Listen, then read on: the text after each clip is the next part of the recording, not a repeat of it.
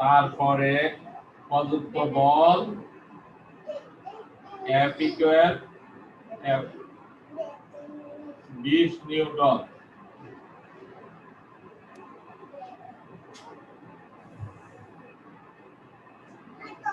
এরপরে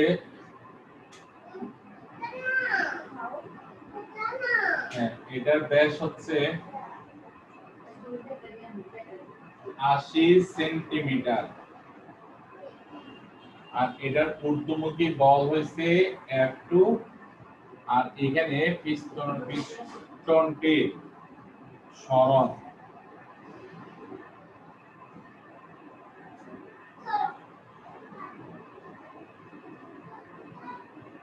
10 সেন্টিমিটার।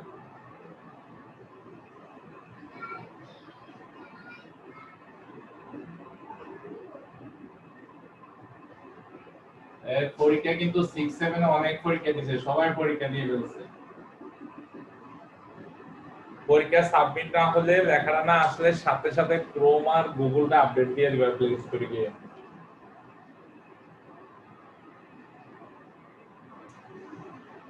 হ্যাঁ, 1 নাম্বার প্রশ্ন F2 এর মান নির্ণয় করো।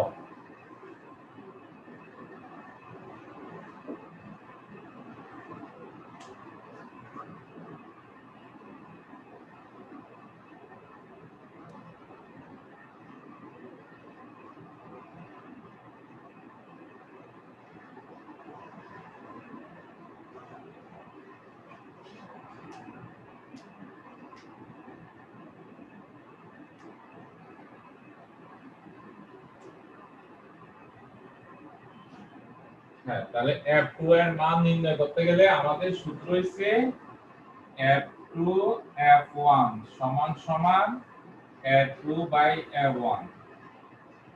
আমাদের A2 দরকার, A1 দরকার, তাহলে F1 আছে আমাদের। F1 সমান সমান 10 নিউটন, এখানে আর 20 নিউটন। এখানকার অঙ্কগুলা আমরা ইয়া করা লাগে না, এই অঙ্কগুলো মানে এইখানকার অঙ্কগুলোর মধ্যে সেন্টিমিটারে মিটারে নেওয়া লাগবে না, মিটারটা মিটারে থাকো। ক্ষেত্রফল আর ব্যাস দাও আছে d1 60 সেন্টিমিটার, d2 80 সেন্টিমিটার, তাহলে a1 কত হইব? a1 সমান সমান আছে 1/4 5d1 স্কয়ার। তো এই মান বসাও, এটা ব্যাস, ব্যাস যদি থাকে সূত্র এটা, ক্ষেত্রফলের সূত্র এটা হচ্ছে ক্ষেত্রফলের সূত্র ব্যাস দিয়ে। তাহলে 1/4 পাই এর মান বসাও। স্যার ওই পাশটা দেখা যায় না, বুঝি না স্যার ওই সাইডটা দেখা যায় না।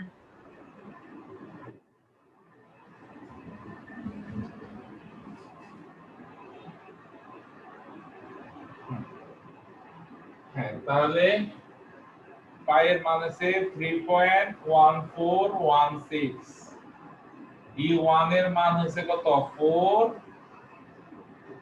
Square centimetre.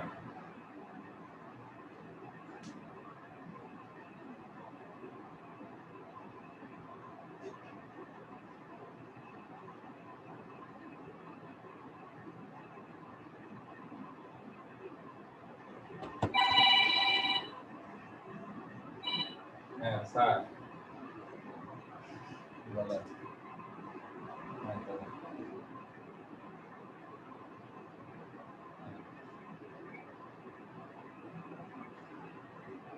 কয়টা বানাইছে আপনারা?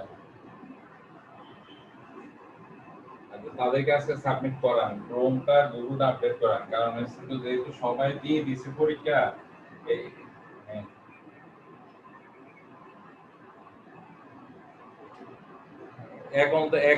এখন তো ওপেন আছে প্রশ্ন।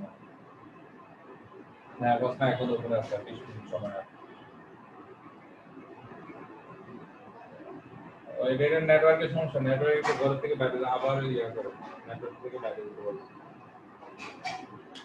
আচ্ছা বলে আচ্ছা হ্যাঁ হ্যাঁ হ্যাঁ, পরীক্ষা দিতে ওদেরকে পার্সোনাল বলেন,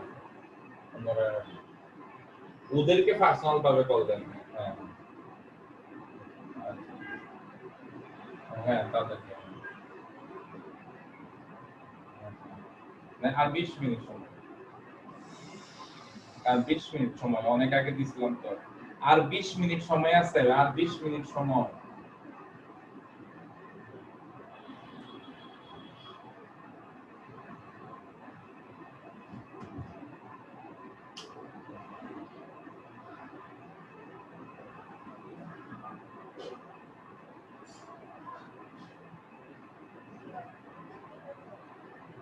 হ্যাঁ, দুটোটার মান বলো আমাকে, তাড়াতাড়ি মান বলো।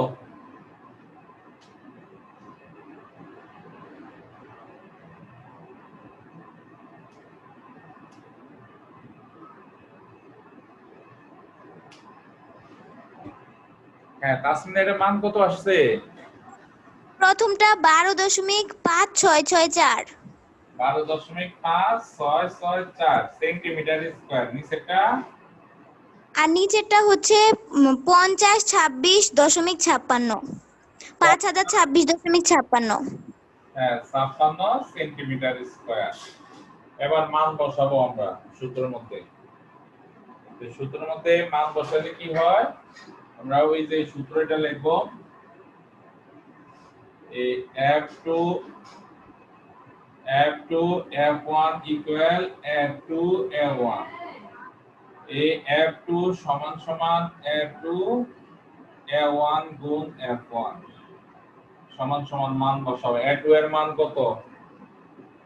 A2 এর মান যত আছে তত বসাও, 50 26.56।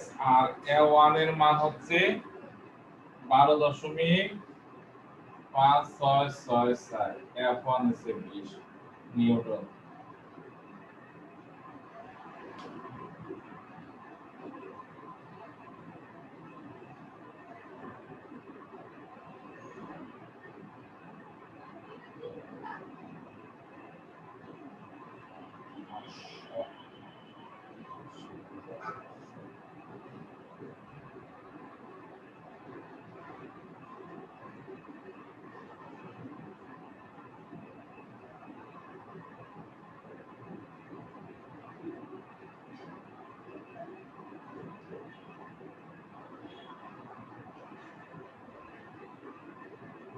হ্যাঁ, শেষ হলে স্যারকে বলবা তাড়াতাড়ি।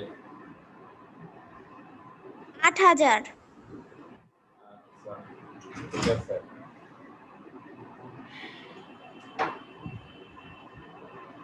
এই 8000 নিউটন।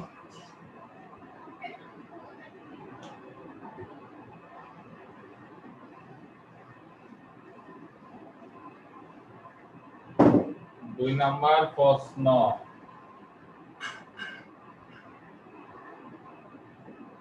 দ্বিতীয় পিস্টনে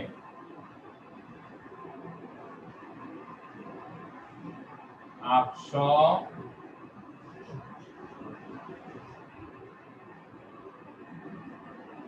ঘনত্বের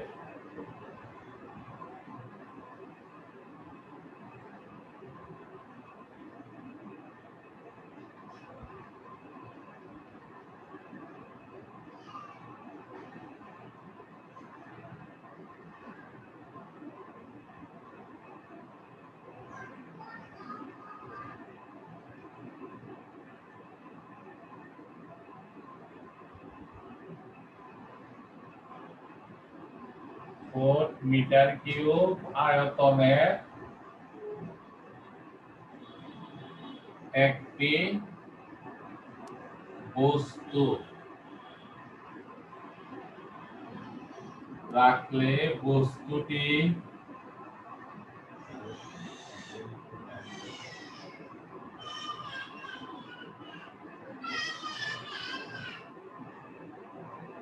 একটু একটু অপেক্ষা করো, স্যার এই মানটা ঠিক করে দিতেছি।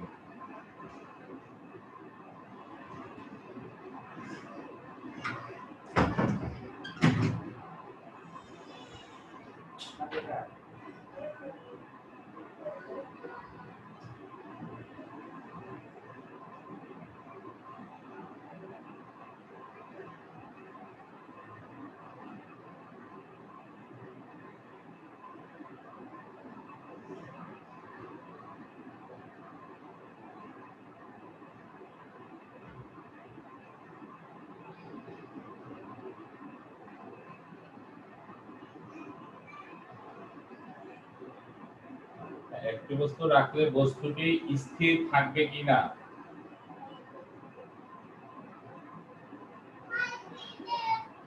এবার দেখো বস্তুটাকে কে স্থির রাখবে।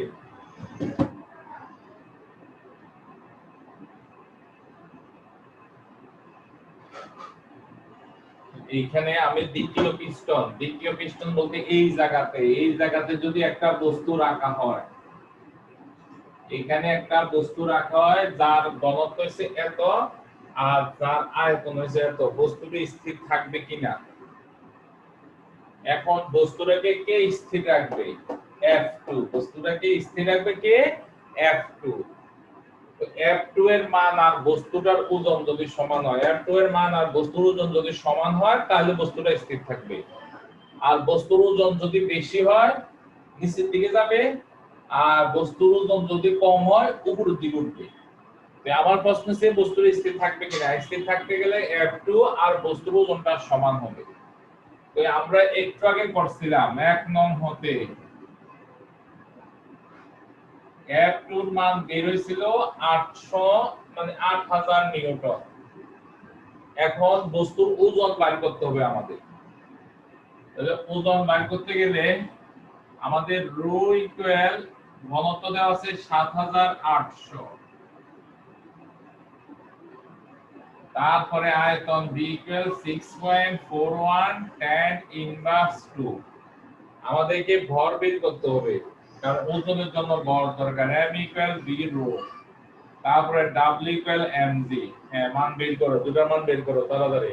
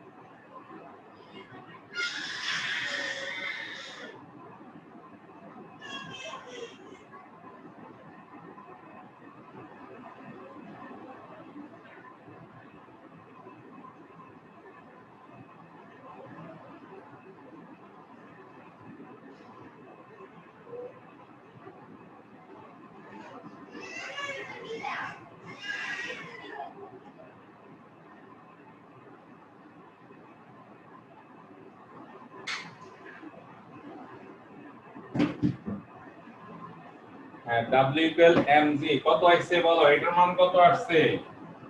500 নাকি আর কম? স্যার 499.98।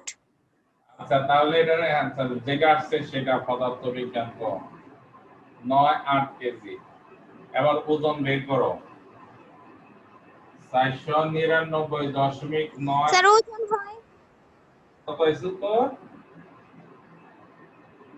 একজন স্যার বল। 4899. এটা নিচেরটা না স্যার ওজন। 4000। হ্যাঁ 899. হ্যাঁ, 0.804। 8 নিউটন। হ্যাঁ, তাহলে ওজন এত নিউটন, তাহলে ওজন কম। তাহলে ওজন কম হওয়ার কারণে আমি কি লিখবো, যেহেতু W টা কম আর F2 টা বেশি, সুতরাং বস্তুটি স্থির থাকবে না। বস্তুটি স্থির থাকবে না, উপরের দিকে উঠে যাবে। বস্তুটি স্থির থাকবে না, উপরের দিকে উঠে যাবে।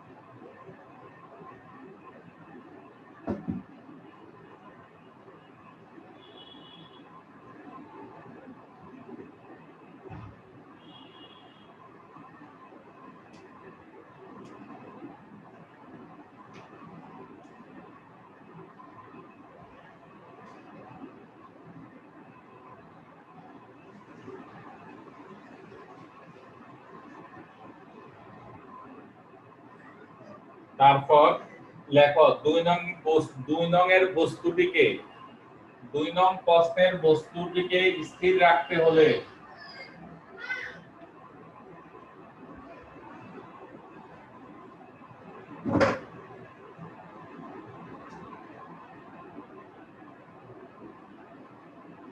দুই নং প্রশ্নের বস্তুটিকে স্থির রাখতে হলে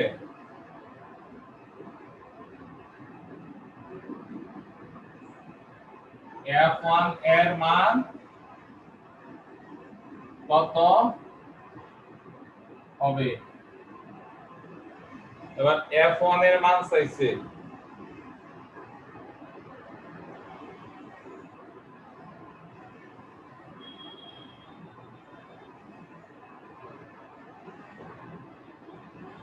এবার দেখো,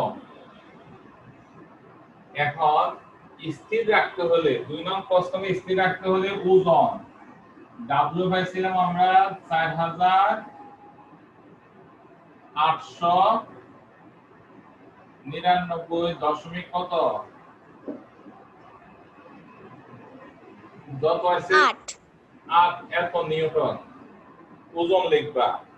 তাহলে এই ওজনটা হবে F2 সমান সমান W 8 নিউটন, কারণ আমরা F1 মান বের করতে গেলে F2 দরকার এটা। এবার তোমরা A1 দেখো কত আগে ছিল, A2 লেখো কত ছিল।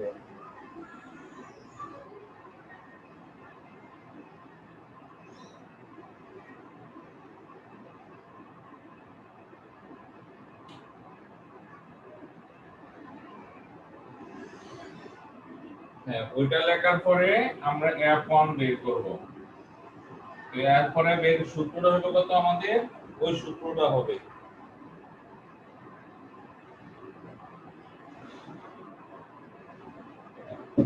এই সূত্রটা হবে তো F2 বাই F1 সমান সমান A2 বাই A1, এটা উল্টে যাবে। F1 বাই F2 সমান সমান A2 বাই A1। তাহলে F1 সমান কত? F2 মান বসাও।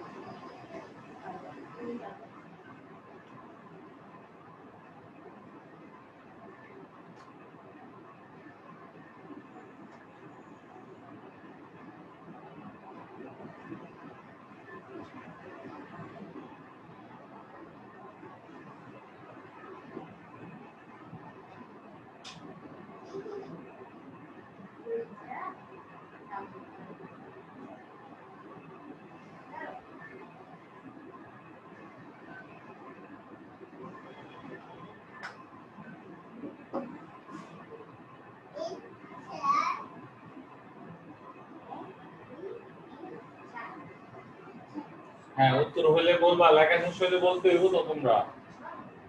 কত আসলে আসমিনা বলো উত্তর। স্যার এটা কি A2 বাই A1 হবে? ওইটা না স্যার উল্টা ফেলছি, F2 by F1 F2 by O বলি।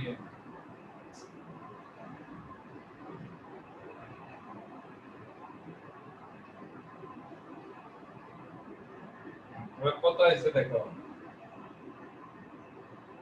স্যার 12.249।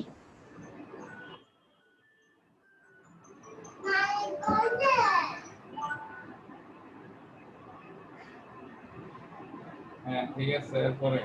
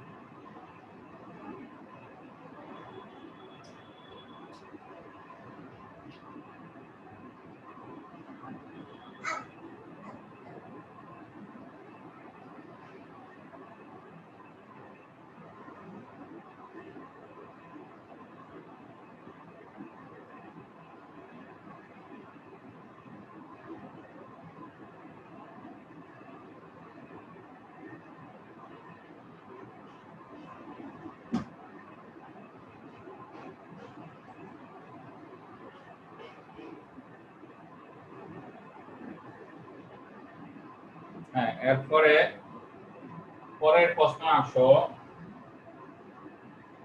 দ্বিতীয় পিস্টনে কতটুকু সরণ করবে? দেখো 4 নাম্বার প্রশ্ন, দ্বিতীয় পিস্টনের সরণ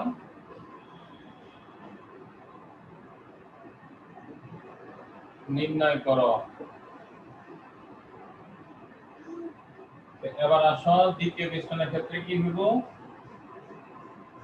হ্যাঁ, সরণ নির্ণয় করার ক্ষেত্রে আমাদের সূত্র হচ্ছে কি, A1 L1 সমান সমান A2 L2, এই সূত্র। এবার আমাদের কি কি L2 বের করতে হবে। L1 দেওয়া আছে, L1 দেওয়া আছে 10 সেন্টিমিটার। A1 কত বাই করছে তোমরা লেখো, L2 এর আগে কত বাই করছে লেখো। তারপরে আসো L2 বের করব। আমরা জানি A1 L1 সমান সমান A2 L2।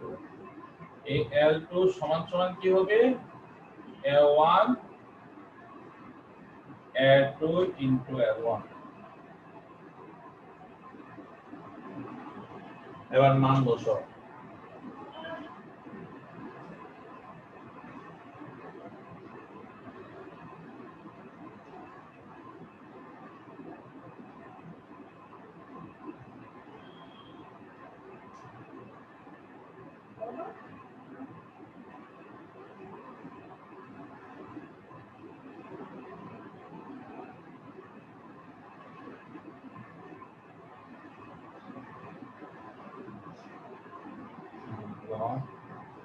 আচ্ছা 6 এর গ্রুপে লেখা তুমি এখন থেকে সাবমিট করতে পারবে, কিন্তু ফলাফল অ্যাড হবে না, এটা বলতে হবে। তুমি আগে আমিও পড়ে এটা সাবমিট করতে থাকো।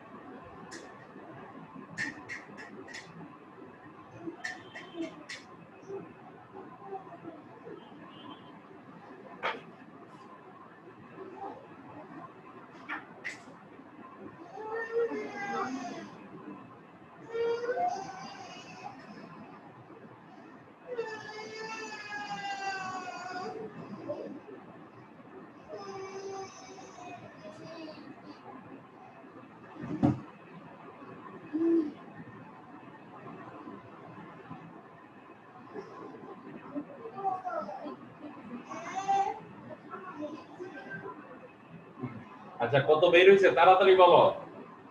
স্যার 0.025। 0.025 সেন্টিমিটার, কারণ এটা সেন্টিমিটার আছে।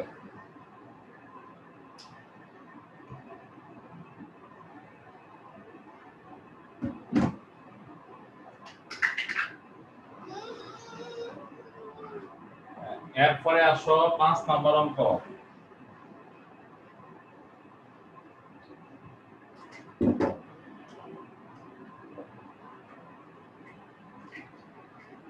দেখাও যে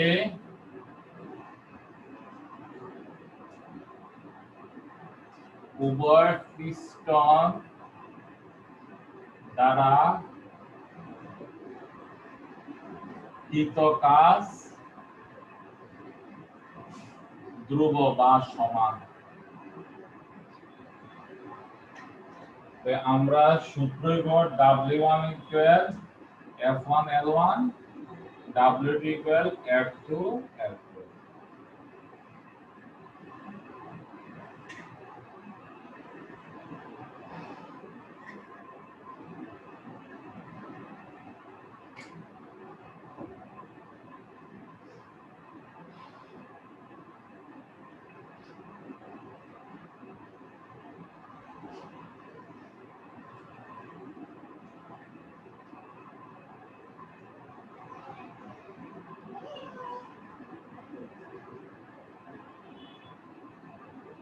এবার মান বসাও।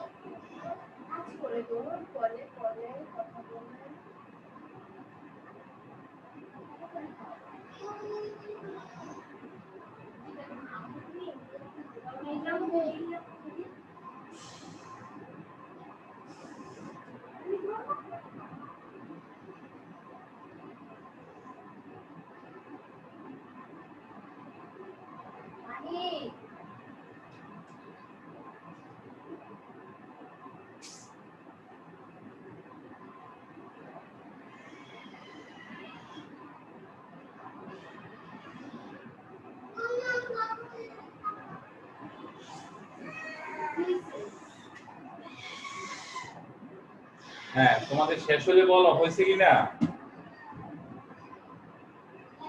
জি স্যার, শেষ হইছে।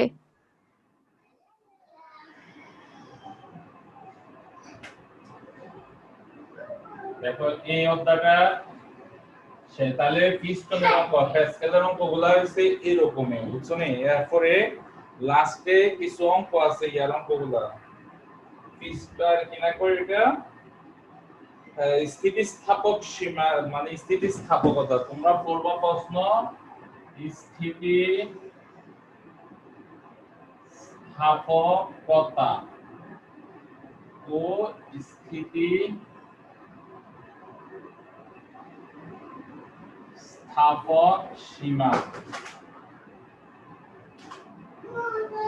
এর সংজ্ঞাটা পড়বা। 2 নম্বরে পড়বা পীড়ন। ও বিকৃতি। স্থিতিস্থাপকতা কি?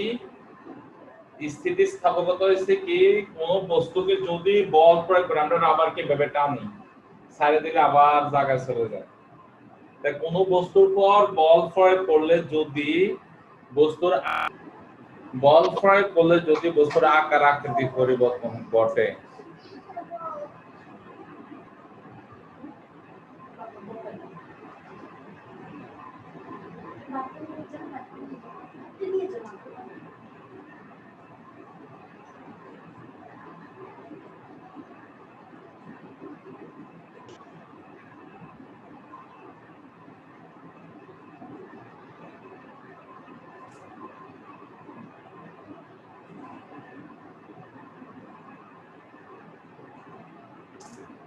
হ্যাঁ, সবাই জানা হয়েছে তো? হ্যাঁ, এবার দেখো কোন বস্তুর উপর বল প্রয়োগ করলে যদি বস্তুর আকার আকৃতি পরিবর্তন, যদি বল অপসারণ করলে বস্তু যদি পূর্বের অবস্থায় ফিরে যায়, মানে যে সকল বস্তু পূর্বের অবস্থায় ফিরে যায় সেই সকল বস্তুকে বলা হয় স্থিতিস্থাপক বস্তু। আবার বলি, যে সকল বস্তুর উপর বল প্রয়োগ করলে যদি তাদের আকার আকৃতি পরিবর্তন হয় এবং বল অপসারণ করলে যদি তারা পূর্বের আকার আকৃতি ফিরে পায়, তাহলে তাদেরকে স্থিতিস্থাপক বস্তু বলে, আর তাদের এই ধর্মটাকে বলা হয় স্থিতিস্থাপকতা। স্থিতিস্থাপক সীমা কি? স্থিতিস্থাপক বস্তুর উপর বল প্রয়োগ করলে যে পরিমাণ বল প্রয়োগ করলে বস্তুটা তার পূর্ব অবস্থা ফিরে আসে, কিন্তু তার থেকে আর একটু বেশি করলে পূর্ব অবস্থা ফিরে আসবে না, সেই সীমাটাকে বলা হয় স্থিতিস্থাপক সীমা। আবার বলি, কোন বস্তুর উপর বল প্রয়োগ করে যদি তার আকার আকৃতি পরিবর্তন করা হয় এবং সর্বোচ্চ যে পরিমাণ বল প্রয়োগ করলে বস্তুটা তার পূর্ব অবস্থায় ফিরে আসবে, সেই সীমানাটাই সেটাকে বলা হয় স্থিতিস্থাপক সীমা। বিকৃতি কি? বস্তুর উপর বল প্রয়োগ করলে যদি বস্তুর আকৃতি পরিবর্তন হয়, আকৃতি বলতে দৈর্ঘ্য পরিবর্তন হতে পারে, ক্ষেত্র পরিবর্তন হতে পারে, তারপরে আয়তন পরিবর্তন হতে পারে, তাহলে বিকৃতি হচ্ছে কোন বস্তুর উপর বল প্রয়োগ করে যদি তার আকৃতি পরিবর্তন করা হয়, তাহলে একক দৈর্ঘ্যের বা একক ক্ষেত্রফলের বা একক আয়তনের যে পরিবর্তন ঘটে তাকে বিকৃতি বলে। দৈর্ঘ্য বিকৃতি হচ্ছে, মনে করো তার আগের দৈর্ঘ্য হচ্ছে L1, বল প্রয়োগ করলে তার দৈর্ঘ্য হচ্ছে L2, তাহলে একক দৈর্ঘ্যের বিকৃতি হবে কত? L1 L2 L1। এটা হচ্ছে কি একক দৈর্ঘ্যের দৈর্ঘ্য বিকৃতি। একক দৈর্ঘ্যের দৈর্ঘ্য বিকৃতি হচ্ছে এটা। তারপরে আসো ক্ষেত্রফল। মনে করো আগে ক্ষেত্রফল ছিল L1, বল প্রয়োগ করলে ক্ষেত্রফল হচ্ছে A2, তাহলে একক ক্ষেত্রফলে ক্ষেত্রফল বৃদ্ধি A2 L1, ওই এককের কারণে A1টা নিচে। আয়তনের কথা যখন বলে তখন B1 নিচে, B2 B1। এটা দৈর্ঘ্য বিকৃতি, এটা ক্ষেত্র বিকৃতি, এটা আয়তন বিকৃতি। এবার হচ্ছে তাদের কোনো একক নাই। এটা কেন একক নাই? কারণ উপরেও দৈর্ঘ্য নিচেও দৈর্ঘ্য, উপরে ক্ষেত্রফল নিচেও ক্ষেত্রফল, একই রকম রাশি উপরে নিচে, এই জন্য এটার কোনো কি নাই? একক নাই। এবার আসো পীড়ন। পীড়নটা কি? পীড়ন হচ্ছে কোন বস্তুর উপর বল প্রয়োগ করলে যদি তার বিকৃতি ঘটে। আবার বলে কোন বস্তুর উপর বল প্রয়োগ করে যদি তার আকার আকৃতি পরিবর্তন করা হয়, তাহলে প্রযুক্ত বলের বিরুদ্ধে একটি বাধাদানকারী বল কাজ করে। আবার বলি, কোন বস্তুর উপর বল প্রয়োগ করে যদি তার আকার আকৃতি পরিবর্তন করা হয়, তাহলে প্রযুক্ত বলের বিরুদ্ধে একটা প্রতিরোধকারী বল বা একটা বাধাদানকারী বল কাজ করে। একক ক্ষেত্রফলে একক ক্ষেত্রফলে সৃষ্ট এই পীড়নকে এই বলকে পীড়ন বলে। তো দেখো, একটা রাবারকে টাইনা যদি আমরা লম্বা করি, রাবারও তোমাকে টানবে। তুমি যদি রাবারকে টানো, রাবারও তোমাকে টানবে। তো রাবার যদি তোমাকে টানে, রাবারের টানটা হবে কি? পীড়ন। তাহলে পীড়নের সঙ্গে হচ্ছে একক ক্ষেত্রফলে সৃষ্ট এই বলকে, একক ক্ষেত্রফলে সৃষ্ট এই বলকে পীড়ন বলে। একক বলাতে এটা নিচে এসে ক্ষেত্রফলটা আর বলটা উপরে, এটা হচ্ছে পীড়ন। পীড়নের একক আছে, পীড়নের একক আছে বলের একক নিউটন আর ক্ষেত্রফলের একক হচ্ছে মিটার স্কয়ার।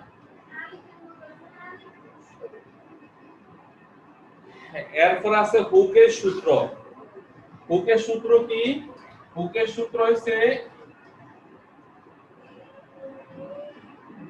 হুকের সূত্র হচ্ছে স্থিতিস্থাপক সীমার মধ্যে পীড়ন বিকৃতির সমানুপাতিক।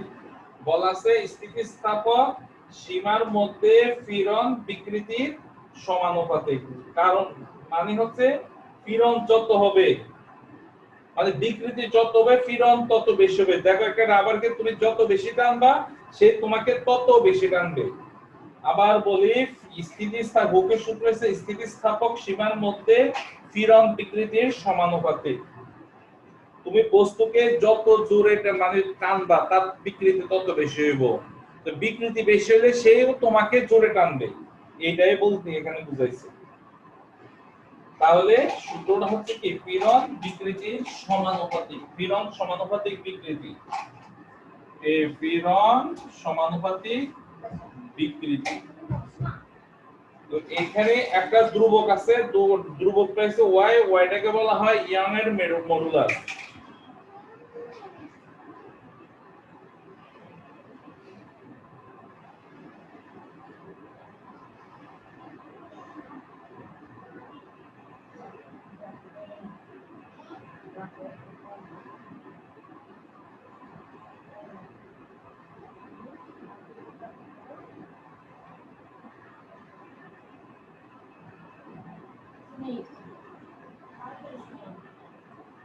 ইয়াং এর মডুলাসকে কি দ্বারা প্রকাশ করে? 1/y দ্বারা প্রকাশ করে। এটাকে পীড়ন বিকৃতি। তখন পীড়নের সূত্র কি? F/a সমান সমান এই ধ্রুবকের পরিবর্তে y ব্যবহার করা হবে। তাহলে y সমান সমান হবে বিকৃতির সূত্র হচ্ছে, হ্যাঁ বলুন ভাই।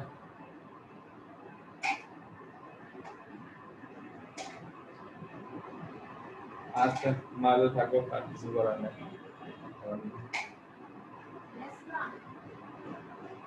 এটা পরে জানাবে ভাই, ভাই আমি একটু পরে জানাবো। আচ্ছা দাদু ভাই রাগ করি না পরে। হ্যাঁ তাহলে পীড়ন বিকৃতির সমানুপাতিক সূত্র হচ্ছে এটা। তো তোমাদের বইয়ে সূত্রটা এইভাবে দেওয়া আছে, এই L2 - L1, এই L1 সমান সমান 1/y দিয়ে লেখা আছে কত F/a। দুটোটাই সঠিক সূত্র। এবার এখানে Fটা কেন কি লিখছে এটা বোঝায়। Fটাকে কি এই জন্য লিখছে, আমি একটা বস্তুকে যখন ঝুলাই দিই, মনে করে এটা একটা তার, এই তারটাকে আমি বল প্রয়োগ করে ওইদিকে টানলাম, সেও তোমাকে এদিকে টানতেছে। বল প্রয়োগ করে তুমি টানতেছো ওইদিকে, সে তোমাকে টানবে এদিকে। ওই টানের থেকে এখানে কি আইছে, এই F এর পরিবর্তে কি লিখছে, P লিখছে। এখানে P আর F একই কথা। তাহলে তোমাদের এখানে কতগুলা প্রশ্ন আছে, এই কেনা কয় পদার্থ ইয়াং এর মডুলাস মানে হচ্ছে ধ্রুবক। ধ্রুবক আছে, এই ধ্রুবককে মুখস্থ করে ফেলবা তোমরা। এরপরে পদার্থের আণবিক তত্ত্ব, এটি থেকে অবজেক্টিভ আসবে। এখন তোমরা এই টিউটোরিয়াল পরীক্ষার জন্য ধারাবাহিক মূল্যায়নের জন্য ভালো করে পড়বা, কথা কি বুঝছো নি? আর কেউ দুইবার সাবমিট করবা না, কার লাভ নাই। একবার প্রথমবার যে সাবমিটটা হবে এটাই কাউন্ট হবে, দ্বিতীয়বার সাবমিটটা বাদ দিয়ে দেওয়া হবে। আর বেশি প্রত্যেক পরীক্ষাতে দিলে তার পরীক্ষাটাই বাদ দেওয়া হবে। এরপরে আসো তোমাদের কাছে এটা কেমিস্ট্রি কোন অধ্যায় পড়াইছিলাম? ষষ্ঠ অধ্যায় তো অবজেক্টিভ কমপ্লিট হয়েছে না? তোমরা এক কাজ করো, সপ্তম অধ্যায় আবার পড়া রসায়ন, আর সপ্তম না নবম অধ্যায় আগামী 5 তে তোমরা পদার্থবিজ্ঞানে এই অধ্যায়ের অবজেক্টিভটি কমপ্লিট করবা, সমস্যাগুলো লিখবা, স্যারে সলভ করে দিব। আর অঙ্কগুলো তো করাইছি, যে আজকে দৃষ্টান্ত অঙ্ক একটু দেখে নিও। আর রসায়ন নবম অধ্যায় একটু পড়া দিয়ে দি স্যারে। দেখো তোমরা কি সারণী এই অধ্যায়ের মধ্যে সারণী করবে অম্ল, তারপর হইছে ক্ষারক বা ক্ষার, মানে একটা অম্ল লিখবা, অম্লের নাম ও সংকেত লিখবা, একটা ইয়া বানাইবা 1 নাম্বার। 2 নাম্বার কি লিখবা? ক্ষার। তারপরে লিখবা হচ্ছে লবণ। লবণ লেখার সময় একটা লবণের জন্য একটা সল্ট বানাইবা, ক্ষারীয় লবণ। তারপরে হচ্ছে অম্লীয় লবণ, তারপর হচ্ছে নিরপেক্ষ লবণ। এই 3টা কাজ, তাদের নাম এবং সংকেত করবা এবং একটা সারণী তৈরি করবা। আমি তোমাদের পরবর্তী ভাবে দেখব। তাহলে নবম অধ্যায় পড়া হয়েছে এইটা, অম্ল, ক্ষার, ক্ষারীয় লবণ, অম্লীয় লবণ, নিরপেক্ষ লবণ, এরকম একটা সারণী তৈরি করে রাখবা। আল্লাহ হাফেজ। হ্যাঁ, তোমরা সারণীটা এটা স্যার কালকে ক্লাস আছে। হ্যাঁ স্যার কালকে ক্লাস আছে। কালকে না, সোমবারের প্রাইভেটে।